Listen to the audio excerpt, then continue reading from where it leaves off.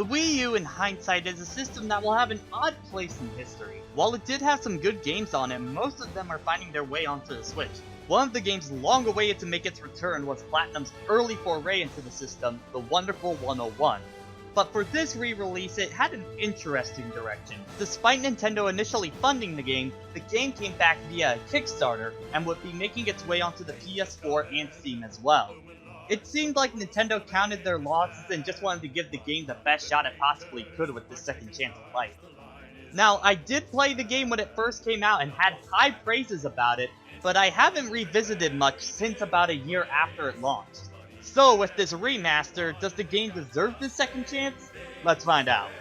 The Wonderful101 takes place in a world where 100 people from throughout the world are chosen as Earth's primary defense force against invaders as mass superheroes who can combine into large objects and dish out pain. The Death Jerk army comes to invade and you must take them out. That's a simple plot summary, but there's way more that happens in between. Things start normal, but around Operation 4 is when the game's story really starts to get going with character motivations, development, and an insane amount of world building that all go together to honestly be one of the best stories Platinum has ever done. You know, sometimes with like Bayonetta, the story and cutscenes can kinda get in the way of the action, but in the Wonderful101, Platinum made it so it actively adds to the game and I was totally invested by the end. Help selling it are all the personality of characters. From the Boy Scout justice-loving Red, the Lone Wolf snarky comment Blue, Vile Temper and Smack Talker Pink, your Fomp elegant rival Prince Workin, and much more.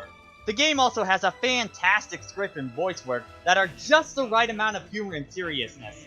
It has a ton of charm, but also a compelling story to make it feel larger than life. They all go to make a story that feels like they tapped into that childhood TV bliss and cranked it up to 11 and never stopped. I enjoyed the story, and for a Platinum game, it actively does help. Now in terms of the gameplay, it's pretty much if Pikmin meant Platinum Games combat mixed with a little Beautiful Joe. If you're not familiar with any of those, it's an action game where you can control 100 heroes that are able to form weapons known as Unite Morphs to fight off enemies, with the goal to do it as fast, flawlessly, and get the highest combo as possible. You can recruit new members as you find them throughout levels, upgrade yourself by using money you find, and destroy everything in your way. Now on paper that sounds pretty simple, and in some ways it is, but the game consistently changes the scenario in almost every level with different styles of gameplay, or puzzles that don't feel out of place, or quick time events where you need to form multiple Unite Morphs on the fly. Each chapter is broken up into 3 sections, with level 1 and 2 being standard levels, with the second one usually having a big set piece, and then mission 3 culminates in a boss fight. The game starts off pretty simple, but once the game really starts to open up the combat, it becomes so gratifying to pull off. Taking a giant monster, getting them stunned, and then taking them for a ride in the air with a full combo never ceases to get tiring. And trust me, when the jokes in this game land, they really land. I've been waiting all my life for the chance to make those alien scum feel the sting of my Plantium blade. Of course, they won't feel it for long. They'll be dead from the blade. Shit. Perhaps I have met my match. Hutch. Yes, I have met my match. Q. Let us have a match. Combat! Get to the combat! Save the rest for later! Oh, do not worry, Red. That cougar is not going to bite a sweet little thing like you. Did you just call me a cougar? You heard me, Foundation Face. How dare you! I was doing my turn on the catwalk while you were still in diapers! Oh, and who was in the audience? Cougars too? Ugh. Come over here and say that to my face, you ditzy cheerleader-looking pom-pom-headed Go scare me! Mama! Sure, you're fine. The game also has a ton of charm throughout, not only from the character interactions, but doing stuff like a water slide at the beginning of a level, cartoon physics popping up, or one of my favorite things, for 90% of the QuickTime events, there are unique fail animations that are hilarious, and a ton of work for something that most players won't even see their first time. The sense of escalation is also just perfect, mostly shown in the boss fights, which are some of Platinum's finest. When you hear the track Tables Turn kicked in, and you know you're on your way to victory and counter them perfectly, and laying into them with QTEs, oh, it feels amazing. Platinum has this down to a science and every boss ends on a high note. and the game just keeps upping the ante every chapter. Every time you think it's done, it goes 10 steps further. Most games' finales would be the first boss of this game, let's put it like that. And the entire finale is simply just magical and ends on what I honestly think is Platinum's best final boss. And if you know these guys, that's not something I say lightly. And it's just honestly one of my favorite finales for any game out there. It's totally worth it for that alone. So for this remaster, I don't think they went as far as they should have. Mainly, this is very clearly a port, not a remaster. The game looks identical to how it did back then, and some stuff in the conversion can look kinda dated. It also doesn't help that the frame rate on Switch can get pretty low at points. You do have the advantage of being able to take the game portably, but if you're a stickler for frame rate, you might be better grabbing the PS4 or PC versions. They also did redo a few musical tracks, and while I love the new version of the main theme, I feel like something was lost in Table's Turn. I think that triumphant brass doesn't strike as much as the original version, and there's no way to use the older track either, which is a bit of a shame.